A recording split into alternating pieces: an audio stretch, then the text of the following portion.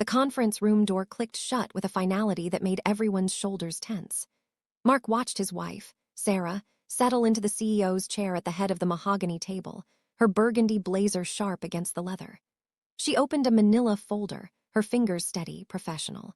The morning sun streaming through the floor-to-ceiling windows cast her in an almost ethereal light, and for a moment Mark felt proud. His wife. The new CEO of Bloom and Company, the organic skincare empire they had built together from absolutely nothing. Sarah's eyes met his across the table, and something in her expression made his stomach drop. Not anger, worse, calm determination. "Mark, I need to speak with you about your position in the company," she said, her voice carrying that new authority she had worn so naturally in the past 72 hours since her promotion. "After careful consideration and consultation with the board, we've decided that your role as Chief Innovation Officer is no longer aligned with the company's direction." The room went silent. Janet from HR shifted uncomfortably in her seat. David, the CFO, suddenly found his notepad fascinating. Mark blinked, processing the corporate speak, trying to decode what was happening. "What Sarah is saying," Janet interjected gently, like she was explaining something to a child, "is that effective immediately, we're terminating your employment with Bloom and Company. We've prepared a generous severance package that includes 6 months' salary, your vested stock options, and continuation of benefits for." Mark started laughing, not a polite chuckle, a full, bent-over, tears-forming in his eyes laugh that echoed off the pristine white walls. Sarah's professional mask cracked for just a second, confusion flickering across her face. David's pen clattered to the table. Janet looked like she was mentally calculating whether to call security or a psychiatric professional. "I'm sorry," Mark gasped between laughs, waving his hand. "I'm sorry, this is just, oh my God, this is perfect. This is absolutely perfect." "Mark, are you okay?" Sarah asked, and he could hear the genuine concern beneath her CEO voice, the woman he had fallen in love with 8 years ago peeking through. "I'm fine, I'm better than fine. I just got fired by my wife, and it's the funniest thing that's ever happened to me." He wiped his eyes, still grinning. "Please, continue. I want to hear the whole speech. Did you prepare remarks?" Sarah exchanged a glance with Janet, who gave a tiny shrug that said your call. Sarah closed the folder and leaned back, studying her husband with those sharp green eyes that had once looked at him with such admiration. Now they held something more complex. Disappointment mixed with relief mixed with something that might have been residual affection. "You really think this is funny?" she asked quietly. "Sarah, it's hilarious. It's the most you thing you've ever done. Efficient, decisive, and absolutely 100% correct." The laugh died in his throat as the weight of what he had just said settled over him. Absolutely correct. The words hung in the air like a confession. Sarah's expression softened, and for a moment they were just Mark and Sarah again, not CEO and terminated employee, not even husband and wife, just two people who had been on a long journey together and had somehow ended up in completely different places. "I think we should finish this conversation privately," Sarah said, standing. "Janet, can you give us the room? David, cancel my 10 o'clock. Mark, stay, please." The others filed out quickly, grateful to escape the awkwardness. The door closed, and suddenly the massive conference room felt intimate, almost suffocating. Sarah walked to the windows, her heels clicking against the hardwood floor, and stared out at the San Francisco skyline. Bloom and Company occupied the entire 15th floor of this building, a far cry from the garage where they had started 5 years ago. "Do you remember the first batch?" Sarah asked, her back still to him. "The one that exploded all over the kitchen ceiling." Mark smiled at the memory. "You cried for an hour, said we had wasted $300 on ingredients we couldn't afford to replace. And you made me laugh.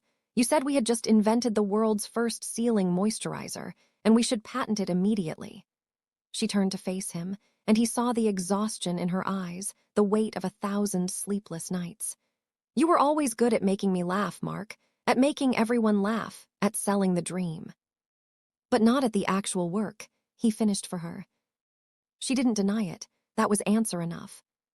Mark stood and walked to the window beside her, looking out at the city sprawling below. 5 years. Had it really only been 5 years? It felt like a lifetime. 2 lifetimes. The version of himself that had pitched the idea for Bloom and Company at their kitchen table seemed like a stranger now, full of fire and vision and relentless energy. When had that changed? When had he started coasting? "I want to tell you something," Sarah said, her voice soft now, private. "And I need you to really hear me. Not Mark the charmer, not Mark the idea guy, just Mark, my husband." He nodded, throat tight. "For the past 2 years, I've been carrying this company on my back. Every product formulation, every supplier negotiation, every crisis that you caused with your impulsive decisions, or didn't prevent because you were too busy networking at some golf course." Her voice cracked slightly. "Do you know how many times I've had to apologize to clients for promises you made that we couldn't keep? How many nights I've stayed here until 3 in the morning fixing problems that shouldn't have existed?" "Sarah, I'm not finished." She held up a hand. "I'm not saying this to hurt you. I'm saying it because you need to understand why I'm doing this. The board gave me a choice when they made me CEO. Keep you on and watch this company slowly suffocate under mismanagement, or make the hard call and give Bloom a fighting chance." She finally looked at him, and her eyes were wet. "I chose the company. I had to." The words hit him like physical blows. Not because they were cruel, but because they were true. Every single one of them. He thought back over the past 2 years, really thought about it, stripping away the comfortable lies he had been telling himself. The late arrivals explained away as traffic. The long lunches justified as relationship building. The decisions made without consulting Sarah because he was the CEO and CEOs make executive calls, right? "When did you stop respecting me?" he asked, the question escaping before he could stop it. Sarah's face crumpled for just a moment before she gathered herself. "I never stopped respecting you. I stopped respecting your work ethic. There's a difference." She reached out and touched his arm. A gesture so familiar and yet so foreign in this context. "The man I married was hungry, Mark. He wanted to build something that mattered. He worked until his fingers bled mixing compounds in our garage. He read research papers at 2 in the morning. He cared. And now? Now you show up at 10:30, take 2-hour lunches, and leave at 4 to play golf with investors who stopped taking you seriously months ago." Her hand dropped. "Now you're a figurehead, dead weight. And I love you, God, I still love you, but I can't let that love destroy everything we built." Mark felt something break inside his chest, but it wasn't painful. It was more like the snapping of chains he hadn't realized he was wearing. Liberation disguised as loss. "You're right," he said simply, "about all of it." Sarah blinked, clearly surprised. Just like that, no argument, no defensiveness. "What's to argue? You just described reality. I've been phoning it in for 2 years, taking credit for your work, coasting on the momentum we built together while you've been doing the actual building." He laughed again, but this time it was quieter, more rueful. "You know why I laughed when you fired me? Because I've been waiting for someone to call me on my bullshit for months. Part of me has been hoping you would. It's exhausting, pretending to be essential when you know you're obsolete." They stood in silence for a long moment, the weight of honesty settling between them like snow. Outside, the city moved on, oblivious to this small death and potential rebirth happening on the 15th floor. "What happens now?" Mark asked. "With us, I mean, not the company." Sarah turned away from the window and walked back to the conference table, gathering her folder and tablet. "Honestly, I don't know. I need you to figure out who you are without Bloom and Company, and I need to figure out if I can trust you again." She paused at the door. "Janet's in her office. She'll walk you through the severance paperwork and collect your access badge. Security will help you pack your office." "Security? Really? You think I'm going to steal the stapler collection?" A ghost of a smile crossed her face. "Protocol, don't take it personally." "Too late." She opened the door, then stopped. "Mark, for what it's worth, I hope you find whatever it is you're looking for. I really do. The man I married is still in there somewhere. Maybe this will help you find him again."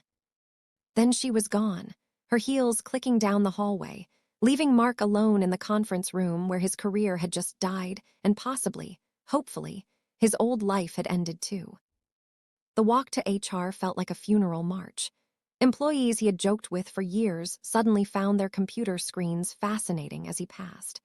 The open-plan office that had always felt vibrant and alive now seemed like a museum, and he was the extinct exhibit everyone was too polite to stare at directly. Janet's door was open, and she waved him in with a sympathy smile that made him want to laugh again. "How are you holding up?" she asked, gesturing to the chair across from her desk. "I've been better. I've also been worse. Mostly I'm just impressed by the efficiency. Sarah doesn't waste time, does she?" Janet pulled out a thick document packet. "Between you and me, she's been agonizing over this decision for 3 weeks. She barely slept. This wasn't easy for her." 3 weeks. Sarah had been planning his professional execution for 3 weeks while they ate dinner together, watched Netflix, had conversations about what to do for his mother's birthday. The compartmentalization was almost admirable. "Walk me through it," Mark said, pulling the papers toward him. "Let's get this over with." As Janet explained the severance terms, stock options, COBRA coverage, and non-compete clauses, Mark's mind drifted. 6 months of salary sounded generous until he calculated their mortgage, car payments, and the lifestyle they had built on 2 executive incomes. They would be fine, probably, but there would be adjustments. No more spontaneous weekend trips to wine country. No more $800 dinners at Michelin-starred restaurants. "You're entitled to references, of course," Janet was saying. "And we'll make a public statement that you're leaving to pursue other opportunities. Very amicable, very professional." "The corporate fairy tale," Mark murmured. "It's better than the alternative." Janet pushed a pen across the desk. "Sign here, here, and initial here. Oh, and here." His signature looked strange on the documents, like someone else's handwriting. Mark Chen, terminated employee. Mark Chen, failed executive. Mark Chen, the guy who got fired by his own wife. A security guard Mark didn't recognize appeared in the doorway, a banker's box in his hands. "Sir, I'm here to help you collect your personal items." "Is this really necessary?" Mark asked Janet. "You think I'm going to go rogue? Start a competing skincare line in the supply closet?" Janet's expression was sympathetic but firm. "It's policy, for everyone, no exceptions." The guard, whose name tag read Marcus, followed Mark to his office like a well-dressed shadow. The space that had once felt like his kingdom now seemed like a stage set, a place he had been performing rather than working. His diplomas on the wall. The photograph of him and Sarah at the company's Series A celebration, champagne glasses raised, the future bright and uncomplicated. Had that really been only 3 years ago? He packed slowly, aware that this was a ritual that needed completion. Personal photographs went into the box. A coffee mug Sarah had given him their first Christmas after launching. The mechanical pencil collection he had started as a joke and somehow accumulated 40 pieces. A signed basketball from a networking event. Tchotchkes and memories, the debris of a career that had looked more impressive than it actually was. Marcus stood by the door, professional and detached, and Mark wondered how many times he had done this, how many executives he had escorted out of buildings after their professional deaths. Did they all make jokes? Did they all pretend it didn't hurt? "Can I ask you something?" Mark said, packing the last frame. "Sure, sir." "Do I look like someone whose life just fell apart?" Marcus considered the question seriously. "You look like someone who just woke up from a long nap. Confused, maybe, but awake." Mark laughed. "That's surprisingly philosophical for a security guard." "I majored in psychology before this. Turns out there's more job security in security." Marcus smiled. No pun intended. They walked through the office together, Mark carrying his box, Marcus carrying his dignity. Or maybe it was the other way around. Sarah was nowhere to be seen, probably locked in meetings, making decisions, being the CEO she had always been meant to be. A few people called out awkward goodbyes. Most pretended to be busy. The elevator ride down felt eternal. 15 floors of descending, each ding marking another level of separation from the life he had known. Ground floor. Lobby. The real world, where he was just another guy carrying a box of his former life, walking out into the San Francisco afternoon with nowhere specific to be for the first time in 5 years. His car was in the garage, a Tesla Model S that suddenly seemed absurdly expensive and impractical. He loaded the box into the trunk and sat in the driver's seat, hands on the wheel, engine silent. Where did fired people go? Home? A bar? Was there a support group for executives terminated by their spouses? His phone buzzed. A text from his mother asking about dinner plans next week. A LinkedIn notification about someone from business school getting promoted. An email from the company's all-staff list announcing his departure in carefully crafted corporate speak. Pursuing new opportunities, grateful for his contributions, exciting next chapter. Mark started the car and drove home through afternoon traffic, radio off, alone with his thoughts. The house they had bought 2 years ago sat on a quiet street in No Valley, charming and expensive, and suddenly feeling like a monument to their shared success that was now entirely Sarah's. He parked in the driveway, grabbed his box, and walked inside. The silence was profound. Sarah wouldn't be home for hours. She was probably in back-to-back meetings, making up for the time she had spent firing her husband. The thought made him smile again, that same surprised laugh bubbling up. He set the box on the kitchen counter and opened the refrigerator. Beer. No, too early. Water. Too boring. He settled on coffee, going through the familiar ritual of grinding beans and heating water, finding comfort in the routine. The first sip tasted like freedom and failure in equal measure. The house settled around him with creaks and sighs, sounds he had never noticed during the workday because he had never been home during the workday. Mark wandered from room to room with his coffee, seeing their life from a new angle. The living room where they had celebrated their first million in revenue. The home office where Sarah still worked most nights after leaving the actual office. The bedroom where they had stopped really talking to each other sometime in the past year, replacing intimacy with logistics and schedule coordination. He ended up in what they called the library, though it was really just a room with bookshelves and a comfortable chair.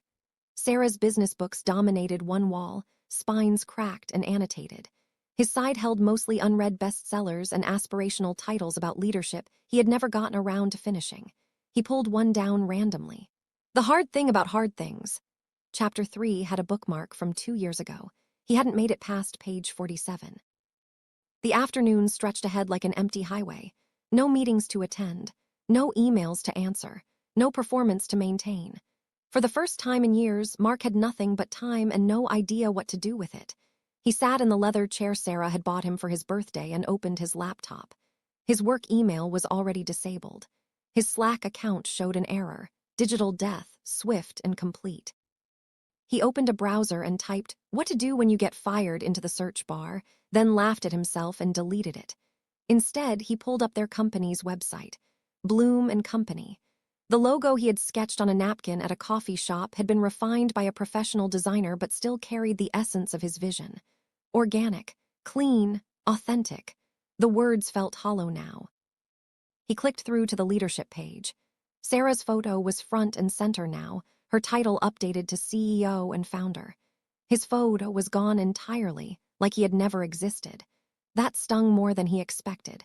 5 years of his life, erased with a few clicks and some updated HTML. But then again, what had he really contributed in the past 2 years besides complications? His phone rang. His best friend Tyler's name appeared on the screen.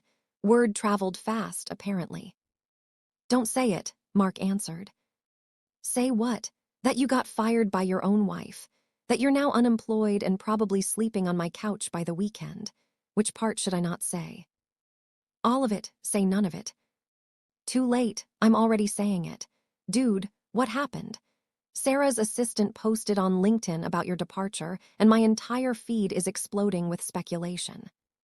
Mark closed his eyes. "The truth is what happened. I got lazy. She got tired of carrying me. The end." Silence on the other end, then Tyler's voice, softer now. "You doing okay? Like really okay?" "Honestly, I don't know yet. Ask me in a week." "Beer tonight. I can be there in an hour." "Rain check. I need to sit with this for a bit. Process it, you know." "Processing is overrated. Drinking is underrated. But okay, your call. I'm here if you need me." After they hung up, Mark did something he hadn't done in years. He pulled out a notebook, an actual paper notebook with a pen, and started writing. Not planning or strategizing, just writing. Stream of consciousness, messy and honest.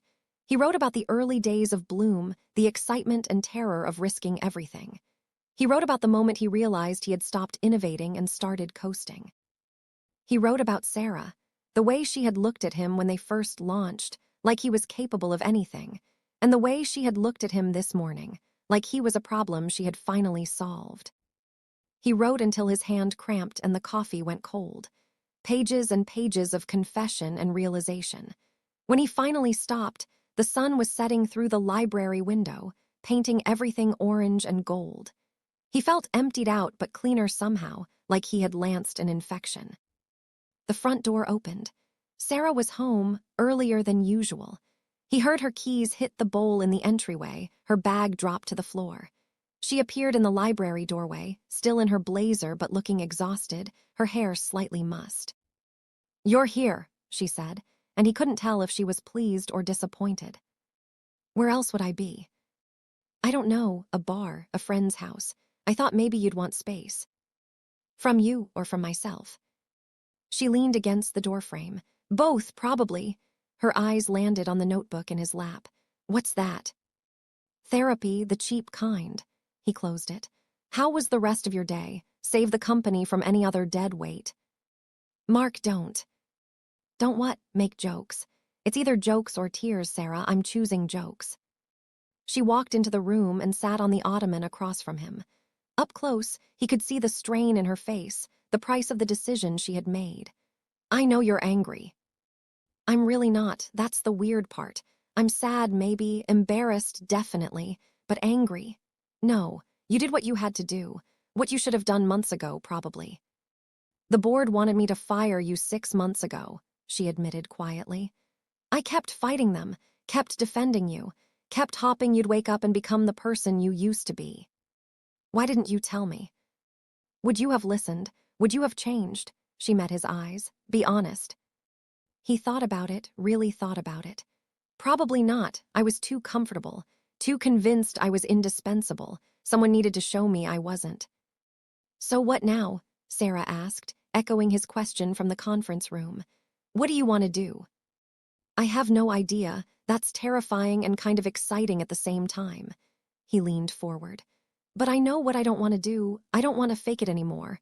I don't want to coast. I don't want to be the guy who used to be somebody." Sarah's expression softened. "You're still somebody, Mark. You're just not who you were pretending to be." They sat in silence as darkness filled the room. Neither of them moved to turn on a light. In the dimness, they were just two people trying to figure out how to exist in the space between who they had been and who they might become. "Are we going to be okay?" Mark asked. "Us, I mean our marriage." "I don't know," Sarah answered, and the honesty was almost a relief. "I want us to be, but I need you to do the work, Mark. Real work on yourself. Figure out who you are without the title and the business cards and the performance. And if I do, if I figure it out, then maybe we have a chance." She stood up. "I'm going to take a shower and order food. Ty okay?" "Ty's perfect." She left and Mark sat alone in the dark library, feeling the weight of possibility pressing down on him. Tomorrow, he would have to start building a new life. Tomorrow, he would have to face the reality of unemployment and uncertainty. Tomorrow would be hard. But tonight, right now, in this moment, he felt something he hadn't felt in years. He felt awake. Over the next 3 months, Mark learned what it meant to be unemployed in San Francisco, a city that defined people by what they did and who they did it for. At parties he didn't attend, he imagined the conversations. "What does your husband do?" "Oh, he's between opportunities." The polite way of saying nothing. He does nothing. But that wasn't quite true. He was doing something, even if it didn't look like anything from the outside. He was reading, really reading, the business books he had bought as props.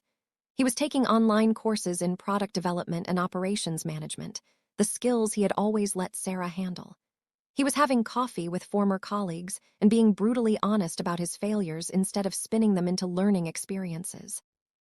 The most surprising part was how many people respected the honesty. Tyler introduced him to a founder who had been fired from his own company and rebuilt his career from scratch. That conversation over beers turned into another, then another. Mark started to see a pattern in the stories. Most successful people had failed spectacularly at least once. The difference was what they did after. One night, Mark sat at the kitchen island working on his laptop while Sarah cooked dinner, something she insisted on doing once a week despite her schedule. It was a small ritual they had started, a designated hour where they were just Mark and Sarah, not CEO, an unemployed former executive. "I had an interesting meeting today," Mark said, watching her chop vegetables with practiced precision. "Yeah, with who?" "A startup founder named Jessica Lynn. She's building a sustainable packaging company. Asked if I'd consult on their go-to-market strategy." Sarah's knife paused mid-chop. "That's great. Are you going to do it?" "I don't know." The old me would have said yes immediately, jumped in and started making promises. The new me is wondering if I actually have anything valuable to offer. "And what do you think? Does the new you have something valuable?" He considered it. "Maybe, but I told her I needed to think about it. Really think about whether I could add value or if I'd just be selling her confidence I don't actually have." Sarah set down her knife and turned to face him fully. "That's growth, Mark. The Mark from 6 months ago would have already signed a contract and figured out the details later." "Is that a compliment?"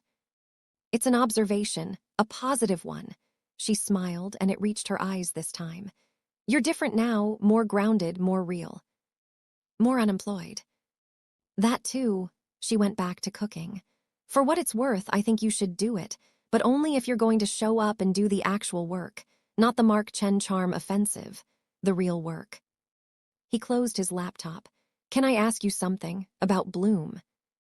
"Sure." "Do you miss having me there, even a little bit?" Sarah was quiet for a long moment, stirring the pan on the stove. "I miss who you were in the beginning, the partner who challenged me and pushed me and actually cared about the details.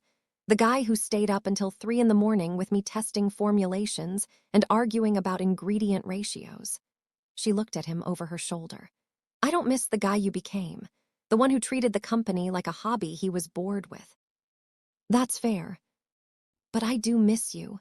In general, we barely saw each other when we were both working there. Now we have dinner together. We talk. We're remembering how to be married instead of just being coworkers who share a house."